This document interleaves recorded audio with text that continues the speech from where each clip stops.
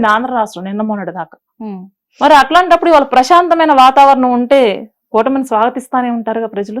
అదైతే నిజమే. కానీ కొన్ని వ్యాఖ్యలు కూడా వినిపిస్తూ ఉన్నాయి. ఏమని అంటే కొంతమంది సోషల్ మీడియాలో కామెంట్లు పెడుతూ ఉన్నారు. ఏమని పెడుతున్నారంటే, ఇప్పుడు ఏపీ ప్రభుత్వము, కూటమి ప్రభుత్వం ఏర్పడిన తర్వాత వరుసగా ప్రమాదాలు జరుగుతున్నాయి. అంటే హిందూ ధర్మాన్ని, సనాతన ధర్మాన్ని అంతగా నమ్మే వ్యక్తి కదా పవన్ కళ్యాణ్ గారు. అన్ని హోమాలు, అన్ని పూజలు చేసినప్పటికీ కూడా మరి ఏడుకొండల వెంకన్న స్వామికి పవన్ కళ్యాణ్ గారి మీద గాని, కూటమి ప్రభుత్వం మీద గాని కన్నెర్ర చేశాడా ఏంటి? మరి వరుస ప్రమాదాలు జరుగుతున్నాయి. ఎక్కడ తప్పిదం జరిగింది అనే విధంగా కూడా మరి ఇప్పుడు కామెంట్లు వినబడుతున్నాయి. దీనికి ఏం చెప్తారు? ప్రకృతి వైపరీత్యాలకిను దైవాన్ని నమ్మడానికి సంబంధం లేదు కదండి. హిందూ దేశంలో పుట్టి సనాతన ధర్మాన్ని గౌరవించడం అనేది ప్రతి ఒక్కరికి కూడా అల్టిమేట్ గా ఇదే కామెంట్ రోజా కూడా చేశారు. మరి ఏమనంటే ఆ ఏడుకొండల వెంకన్న స్వామికే నచ్చలేదు ఈ కూటమి ప్రభుత్వము.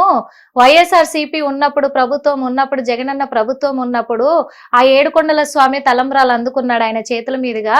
వీళ్ళని ఎలా స్వాగతిస్తాడు? అందుకే వరుస ప్రమాదాలు చూపిస్తూనే ఉన్నాడు అని చెప్పేసి కొన్ని కామెంట్లు కూడా అంతకంటే దారుణమైనవి చేశారు. కానీ ఏడుకొండల వెంకటేశ్వర స్వామి తోటి చంద్రబాబు గారు, పవన్ కళ్యాణ్ గారి కన్నా ఎక్కువ పరిచయం జగన్మోహన్ రెడ్డి గారికే ఉందండి.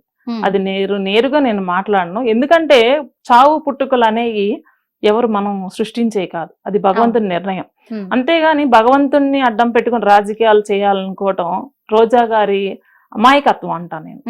ఎందుకంటే మరి మేము కూడా అనొచ్చు కదా, ఏడుకొండల వెంకటేశ్వర స్వామి గారిని విమర్శించటం వల్ల ఆ రోజు ఆ సంఘటనలు జరిగినాయి అని చెప్పి మేము కూడా అనొచ్చు కదా. కానీ మాకు అలాంటి వ్యక్తిత్వం లేదు. అలా ఎదుటి వాళ్ళని కించపరిచి మాట్లాడేటువంటి స్వభావం మాకు లేదు. అందువలన మాత్రమే మేము సహనంగా ఉన్నాం.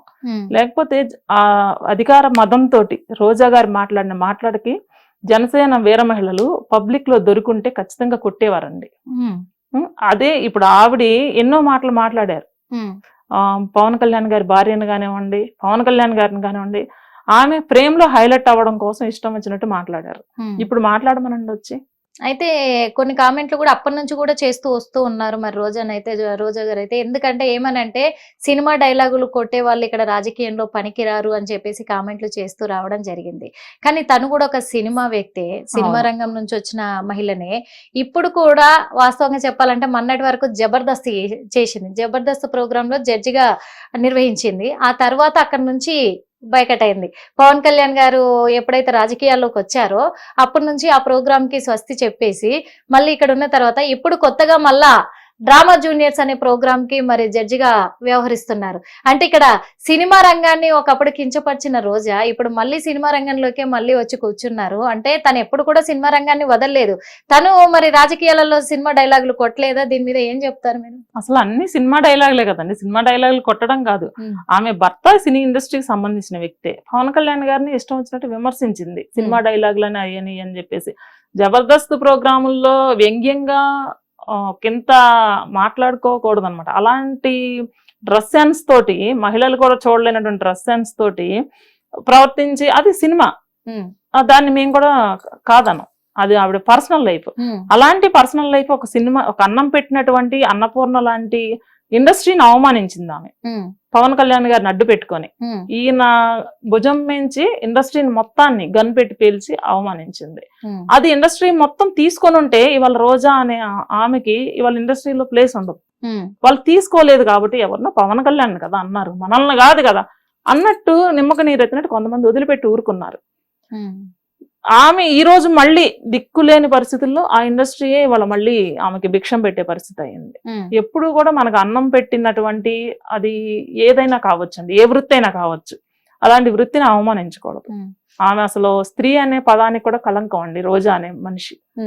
మరి ఇప్పటికి కూడా తను చెప్తూనే ఉన్నారు, మళ్ళీ నెక్స్ట్ ఖచ్చితంగా వైసీపీయే రాసి పెట్టుకోండి, జనసేన కావచ్చు ఇటు కూటమి ప్రభుత్వము ఇద్దరు కూడా మీరు రాసి పెట్టుకోండి, వైసీపీ వచ్చిన తర్వాత ఒక్కొక్కరు అంతు చూడడం ఖాయం అని చెప్పేసి వార్నింగ్లు ఇస్తూ ఉన్నారు. దీనికి ఏం చెప్తారు?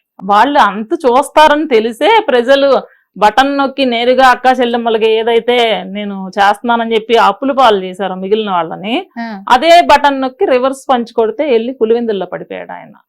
ఎందుకంటే ఇలాంటి ఫ్యాక్షన్ రాజకీయాన్ని ప్రజలు ఎవరు స్వాగతించరండి. ఇవాళ నా బిడ్డలు బయటికి వెళ్ళారంటే క్షేమంగా తిరిగి రావాలని నేను కోరుకుంటా.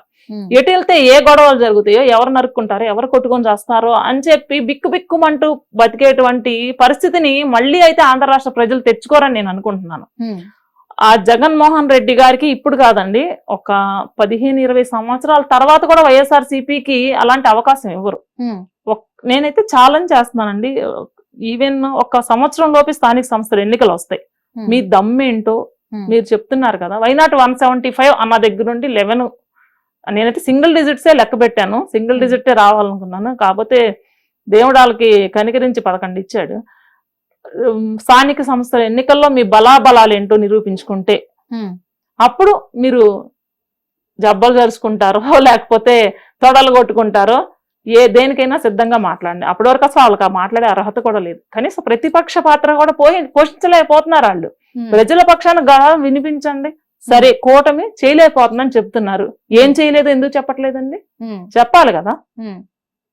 అసలు ఇంకొక విషయం కూడా ఏంటంటే, ఇది నిజమే చెప్పాలి, అంత బానే ఉంది. కాకపోతే ఇప్పుడు అందరికీ ఒక క్వశ్చన్ మెదులుతూ ఉంది మైండ్ లో, ఏమనంటే అది వైసీపీ నేతలకు కూడా అనుకోవచ్చు.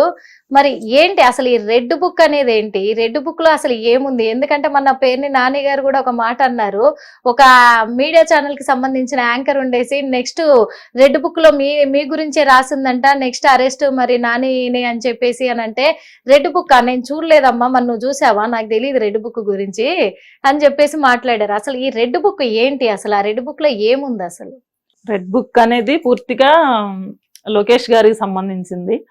అది నేను కూటమిలో ఉంటే ప్రజా సంక్షేమం వైపే మాట్లాడతాను తప్ప ఆ రెడ్ బుక్లకి వాటికి సంబంధించి అయితే నేనేం మాట్లాడను. నా ఆలోచన ప్రకారం అయితే వీళ్ళు చేసినటువంటి దురాఘాతాలు జరుగుతున్నప్పుడు అవన్నీ కూడా ఆయన రాసి ఉండొచ్చు.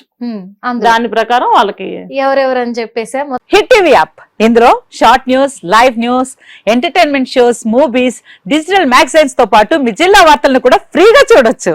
ఇంకెందుకు ఆలస్యం, వెంటనే హిట్ టీవీ యాప్ ని డౌన్లోడ్ చేసుకుని ఫ్రీగా ఎంటర్టైన్మెంట్ పొందండి. Hit TV app, hit TV app, please download hit TV app. Hit TV app ని ఫ్రీగా డౌన్లోడ్ చేసుకుని ఎంజాయ్ చేయండి. మీకు నచ్చిన ఎంటర్టైన్మెంట్ కోసం హిట్ టీవీ యాప్ ని ఫ్రీగా డౌన్లోడ్ చేసుకుని ఎంజాయ్ చేయండి. హిట్ టీవీ యాప్ ని డౌన్లోడ్ చేసుకుని ఆస్వాదించండి, ఆశీర్వదించండి. ఇంతమంది సెలబ్రిటీలు హిట్ టీవీ యాప్ ని డౌన్లోడ్ చేసుకోండి అని చెప్తున్నారంటే ఎంత మంచి యాప్ ఆలోచించండి.